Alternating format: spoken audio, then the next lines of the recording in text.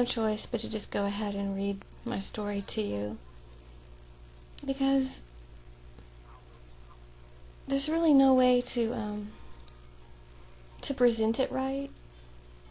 Like, I have this thing with rearranging things over and over and over again until I get it just right, looking for the most perfect presentation. And I'm just at a loss when it comes to this story. I feel like I need to do more with it, but I don't know what to do. So I'm just going to read it to you. And the thing is the way I originally put it together on MySpace blogs, the music that goes along with each page and the little layouts, it's all part of it. So that's why it's going to be hard to, I want you to really get the feel of it. So I'm just going to walk you through it, and I'm going to tell you the music, I'm going to tell you the little videos that I added, and there's a certain feel to this story, and I'm going to try to get that across to you the best I can. It's like this story hijacked my brain when it came to me. When the idea came to me, it was last year on a summer night. I was spending the night at my older sister's house, and it just hit me. I thought of a cowboy and the moon and an owl and a campfire, and this story just birthed itself in my head, and it took over everything. It took over my entire being. I was consumed with this, and I made it up as I went along. But then God got involved, and it's the wildest thing. I would come to a standstill with it, and I would pray, and He would show me the next part. He would give me the next idea, the next scenario. But of course the details were up to me to pull together, but He would show me the next step. So this story is very heavy and very deep, but at the same time it's goofy and lame and retarded.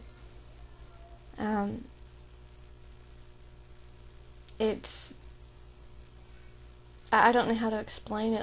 I keep trying to, I keep thinking I'm not going to acknowledge it. I'm going to just try to brush that one under the rug and hope it's forgotten about, but I can't. It keeps, elements of it keep, I don't know. You know what? Just walk with me, and I'm just going to see what I can do with this. I'm just going to read it to you, and to me that's the final glorious end result, is if you can enjoy it. I enjoyed it. I got lost in this story. I got lost in the characters, and I got lost in the music, not knowing what I was creating. And then I stood back at the end and realized what the story really meant, and it blew my head off. It just blew me away. And then I noticed certain similarities to my own life within it. It's like, you know what it makes me think of? It's sort of like The Hobbit combined with Pilgrim's Progress combined with Logan's Run. It is a story of the frustrations of a self-defeated, like a defeated life. Like, you keep trying to do things on your own, and you just end up falling on your face. And it's just a story of how things work out. And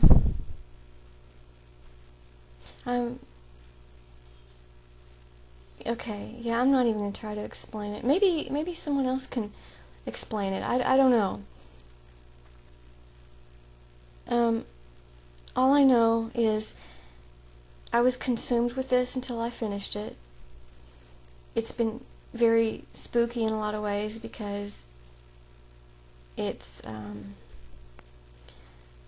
very closely. Never mind. I'm just going to read it to you, and I hope you enjoy it. And you've never had a story read to you like this before. I ain't no professional storyteller. I'm still on medication. I still got bandages in my mouth because of my surgery.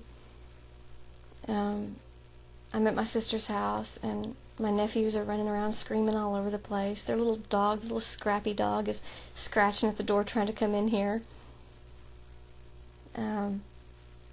My brother-in-law is fixing to go to the grocery store. He gets all excited about it, and he's putting a list together, and I guarantee in 7.3 minutes he'll come knocking on the door asking what I want. So there's probably going to be lots of distractions and disruptions, but I'm not going to edit anything. I just want to relive this story. It was such an escape when I was doing it, and I'm going to do something with it. I just don't know what. But maybe the end result is to just make more people laugh with it. And okay. I'm about to walk you through the most white trash, most lame, most messy story ever. It's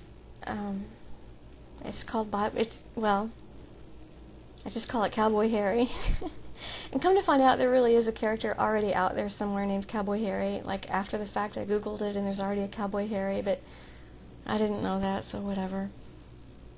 Oh, how did I come up with that name? I forgot. I was already thinking of doing this story about an old man cowboy and putting him into all kind of goofy situations when my friend called and told me she wanted to set me up with a friend of hers, a man that went to her church. He was like a doctor missionary person, you know, and I asked what his name was, and she said it's Harry. And I was like, trying not to laugh, and that's where I got the inspiration to name this character Harry. No offense to all the Harrys of the world, it's just the thought of me dating a formal person like that. For one thing, if his name is Harry, he's probably over 50. And then you got the whole doctor missionary thing. He's probably got a house and a normal life and grown kids, and there's no way I could fit in that world. The dog's trying to get in. So that's where he got his name. Okay. I haven't even started reading yet, and I've already rambled up like 10 minutes. This is going to be one long endeavor. But that's okay, because I need something to do, and I need to keep my brain engaged in something right now. So how about you just kind of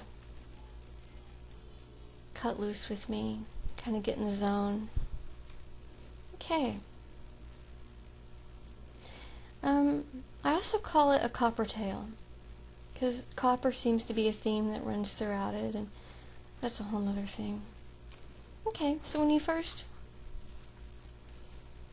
the very first page I did the pages like different chapters. Like, each chapter has its own little web page on MySpace. And if you want to see it, it's if you want to see the page where all the links are, let me see here. It's